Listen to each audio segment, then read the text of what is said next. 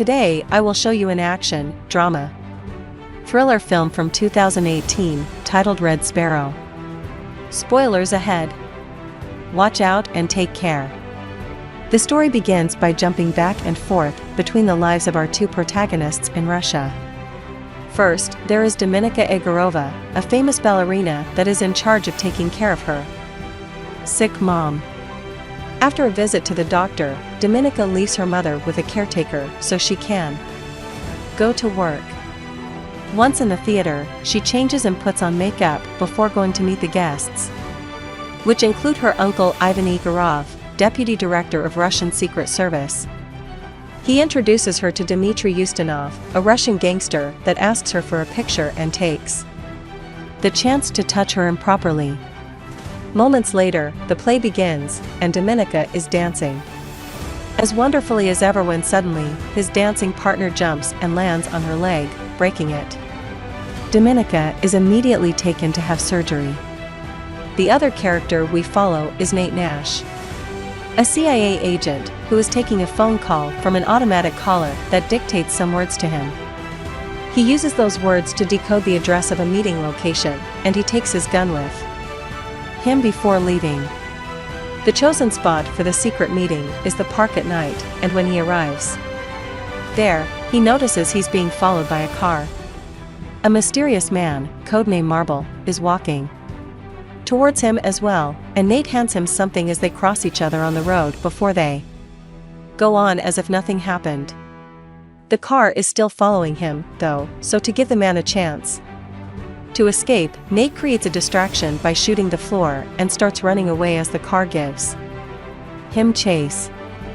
He reaches town and is surrounded by the police just as he makes it to the American embassy. Inside, he meets with his bosses, who tell him the asset is safe, but Nate will still be sent back to the USA for his mistake. The next day, Ivan visits Colonel Zakharov, director of the Secret Service. In his office, General Vladimir Korchnoi is there as well. They show Ivan a video of Nate's meeting at the park and mention he's a CIA agent that left the country that morning, but their main interest lies in the other man and finding out his identity. We cut to Dominika then, who is waking up at the hospital to find her leg in a metal frame. She starts crying when she realizes she won't be able to dance again. 3 months pass. Dominika, who is still walking with the aid of a cane, is visited by Ivan.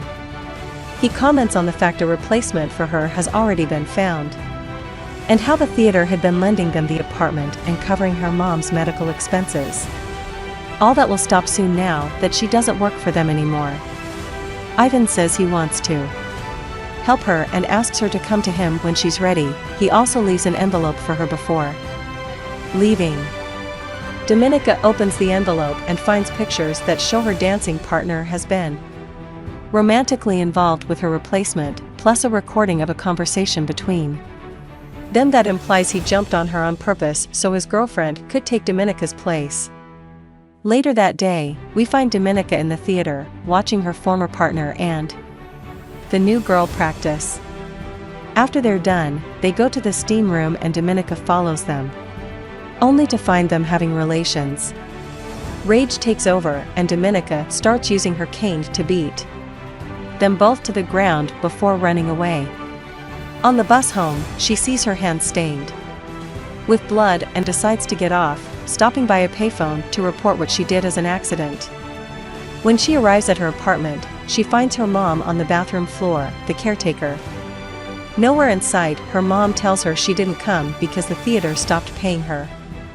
Knowing she has no other choice now, Dominika goes to see her uncle to ask him for help. He accepts as long as she helps him in return with a little case. The Secret Service wants to know more about Ustinov, whom Dominika had met at the theater. Ivan wants her to approach him, befriend him and gain his trust using her charms. Dominika at first refuses, but Ivan wins her over by reminding her how awful state hospitals are and how he can give her mom the best doctors instead. That very night, Dominika goes to the hotel Ustinov is staying in, wearing the dress she's been given. She goes to the bar to wait for Ustinov to approach her first, which he does. Dominika tells him she's come to see him, wanting to feel special again. So they leave for her room. She asks the guards to give them privacy and Ustinov starts undressing as soon as his men leave the room, then asks Dominika to do the same. She does so after some hesitation. And when she comes closer, Ustinov wastes no time in taking advantage of her. Their intercourse is suddenly interrupted when a man wearing a black helmet appears behind Ustinov and cuts his throat. The body is thrown on the floor, and after asking for silence with a gesture, the man throws Dominika a coat for her to cover her blood-stained body and takes her out of the room through a back door. When they make it to the parking lot, he shoots an employee before getting them on his bike and driving away to an abandoned building. Inside, the man takes off his helmet to reveal Sergei Madorin, another Secret Service agent sent by Ivan, who is in another room in the same building together with Korchnoi, watching Dominika on the security cameras.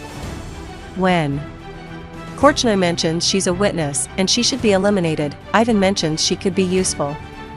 Ivan changes rooms to go see Dominika, and confesses he did know what would happen in that room and didn't tell her because she wouldn't have done it if she knew. He makes her an offer then. Since she's so good at this, she can be sent to a special institution to be trained to be an agent. If she refuses, he won't be able to protect her, so she can only accept. Dominika leaves for the institution a couple of days later. When she arrives there, she's received by Matron, the headmistress of Sparrow School. She gives Dominika a fake name to use in the school before taking her to her room. Classes start soon after that. Matron talks about the modern world being in chaos and how Russia is the only country willing to make sacrifices to fix it. The students will be trained to be sparrows, spies who specialized in seduction and psychological manipulation. Dominika and a student named Victor are called to the front of the class and asked to strip. Victor does so without issues, but Dominika doesn't dare. Matron scolds her for it. We then cut to Nate, who's been summoned by the CIA's discipline panel to be informed he'll be suspended for his mistake in Russia, and he can't leave the country. Nate protests because their mole, Marble, has been working with Nate for 3 years and won't trust anybody else, but he isn't heard. Back in the Sparrow School, during a class with Matron, she tells them they need to be able to identify what their targets want. She puts some videos on TV for examples for them to work on. The first one Victor guesses wrong, and Dominika corrects him, earning her his dislike. The second is guessed by another female student, who is called to the front of the class and told she will have to use her mouth on the man from the video, who is brought into the classroom in cuffs. The girl gets on her knees, but is incapable of doing it. She falls to the floor crying. Matron reminds all the students that they need to learn to trick their bodies and teaches them some basic seduction tricks. Back in the USA, Nate notices he's being tailed and informs his superiors of this.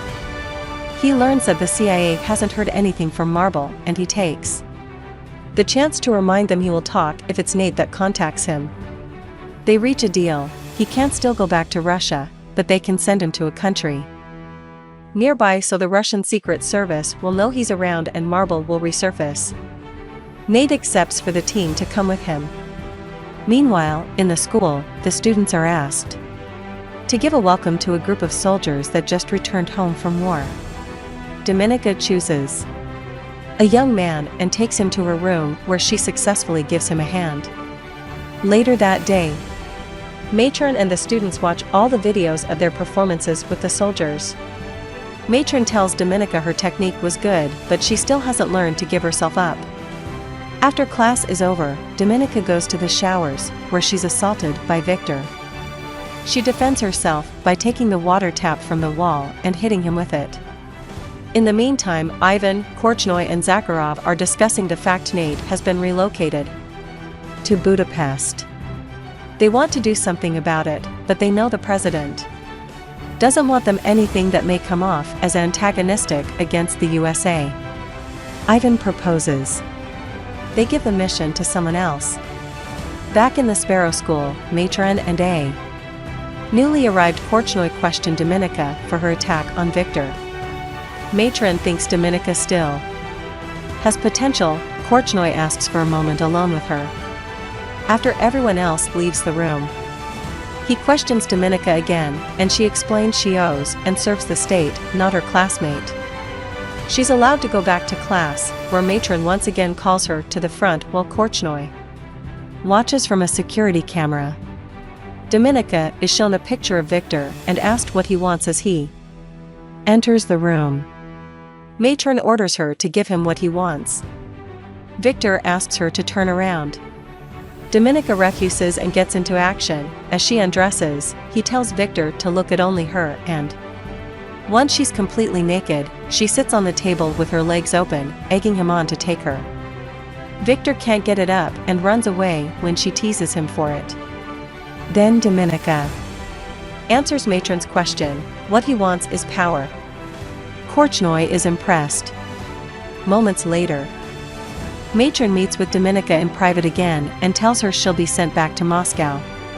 Days later, while reuniting with her mom at their place, Dominika receives a call that tells her to meet Ivan at a restaurant. When she makes it there, she sits with him and he explains her next mission. She'll be sent to Budapest to befriend Nate and gain his trust so she can learn the identity of their mole. He gives her a new passport and documents with a new name. Dominika leaves without eating. She makes it to Budapest a couple of days later and goes to stay at an apartment she'll share with a fellow Sparrow, Marta. Later that day, she meets with her new boss, Station Chief Maxim Volantov, and asks him for some information on Nate. Afterward, she follows Nate around to learn his routine. The next day, Dominika starts going to the same swimming pool as Nate and lets him go to her when they leave the building. They chit-chat a bit, but Dominika plays hard to get. She also makes up a story about being a translator for the embassy. The following day, however, she doesn't find Nate at the pool, and the receptionist tells her ID has gone missing. Turns out, Nate already knows she isn't what she says. We cut to him explaining to his superiors that she's been using many names and making the connection to Ivan. He thinks she's valuable and that her using her real name is a provocation. After some hesitation, his superiors allow him to get closer to her to gather intel. After going to Volantov to report her progress and ask for an embassy pass, Dominika visits the embassy and sees Marta chatting with Stephanie Boucher, an American politician. Nate interrupts her staring to chat, admitting he was the one to steal her ID from the pool, and asks her out to dinner the next day at 8. Dominika accepts before leaving. Back in her apartment, Dominika searches Marta's room and discovers she's been buying intelligence. 9:31. From Boucher. Marta returns home then, but doesn't catch her in the act. She gives Dominika a copy of the report Volantov sent to Moscow. Apparently Dominika has made an enemy. The next day after work, she follows Volantov into a bar and asks him to buy her time with a better report. Then provokes him into punching her by making fun of his small member. His violence is now on the security cameras, and Dominika tells him he'll write a better report or she'll take the recording to the police. While all this is happening, Nate is alone in a restaurant, waiting for his date. Thinking he's been stood up, he leaves the place, but Dominika is following him closely. Back in his apartment, Nate receives another coded message on the phone that he quickly writes down and deciphers. It says Vienna. He's about to leave when a crying Dominika rings his bell. He allows her to come in. While sharing some whiskey, Dominika tells him his boss assaulted him. When Nate asks her how she knows where he lives, she raises the volume of the TV so they can't be heard. Dominika asks him what happened in that park in Russia and kisses him after he tells her. Nate tells her to go home and figure out what she wants. The next day, Ivan visits Dominika before leaving for Vienna. He asks about her progress with Nate. Since their superiors are getting impatient, To buy time, she lies and tells him she's also working with Marta on her Boucher case, but she'll need more money. Ivan accepts and asks for his coat to leave. Dominika gets it for him, but not without secretly taking a peek at his passport. After he's gone, Marta approaches Dominika with her gun. She overheard the lie and is angry because the Boucher case is supposed to be only hers. Dominika promises she'll give her all the credit and more money. She just lied for the extra time. Marta only accepts because she has no other choice. Later on, Dominika goes to Vienna and opens a bank account there while Marta visits Valentov to tell him she knows how to get rid of Dominika. Dominika returns to her place that night and finds Marta murdered in the bathtub. Suddenly, Sergei appears behind her and grabs her by the neck to pass on a warning. This is what happens to those that share secrets. He also tells her to call the police before he disappears. We cut to Nate there, who is reporting to his superiors about having met with Marble in Vienna.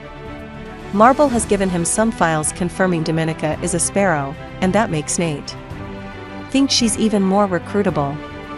Meanwhile, Dominika is being interrogated by the police, but she tells them nothing. When she leaves the precinct, she finds Nate outside waiting for her. They go back to his place, where he confesses he knows she's a Sparrow.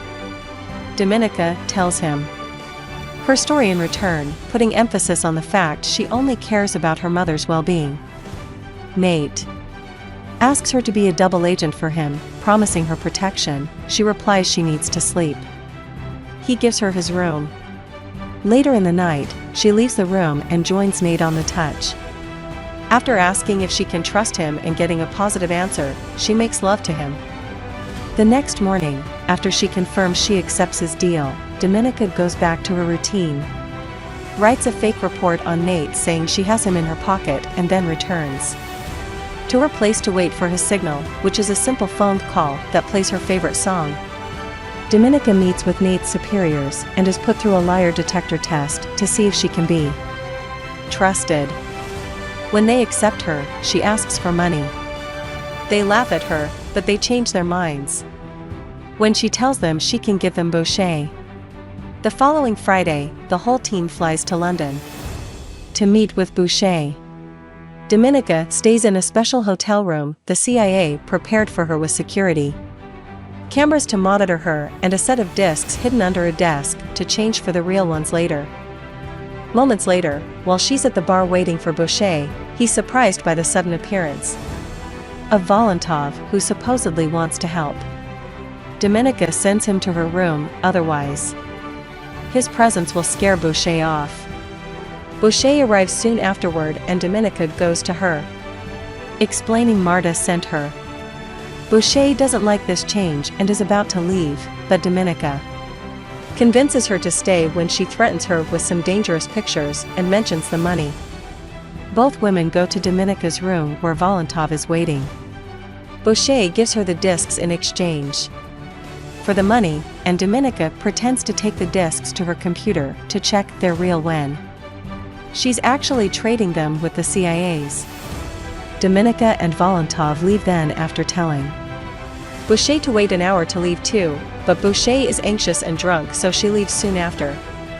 When she makes it to the street, she notices she's being followed and gets scared, so she throws the money in a trash can and crosses the street where a truck hits and kills her. Dominika is in a car with Valentov when this happens, and he quickly gets the news on the phone. He tells Dominika they've been given orders to return to Moscow immediately and takes her passport. When they make it to Moscow, Ivan takes the discs from Valentov before arresting him.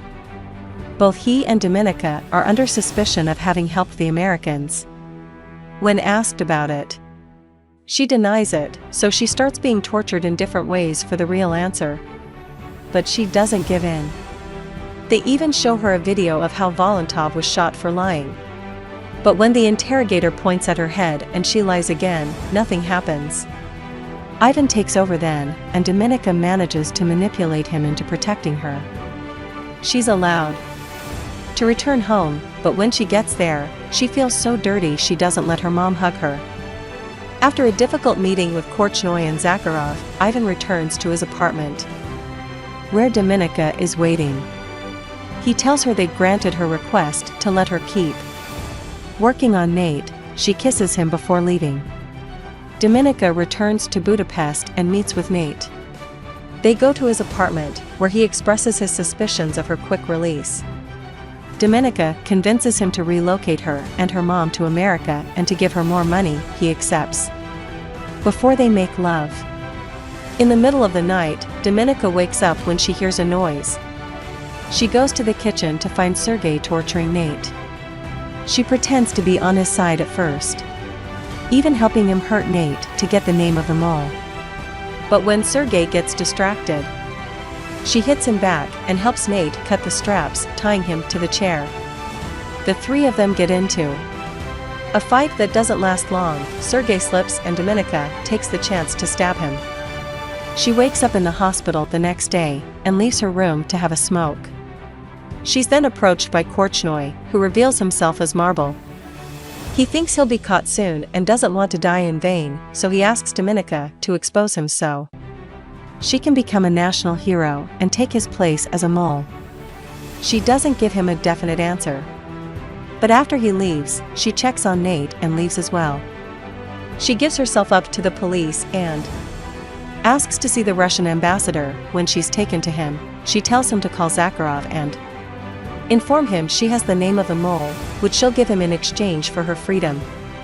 A meeting to do the exchange is arranged later that night at an airport. Nate will walk with her to confirm the identity of the mole, and she mustn't try to run or she'll be shot. Nate is angry with her because he thinks she's used him, but she has a surprise when the Russians approach.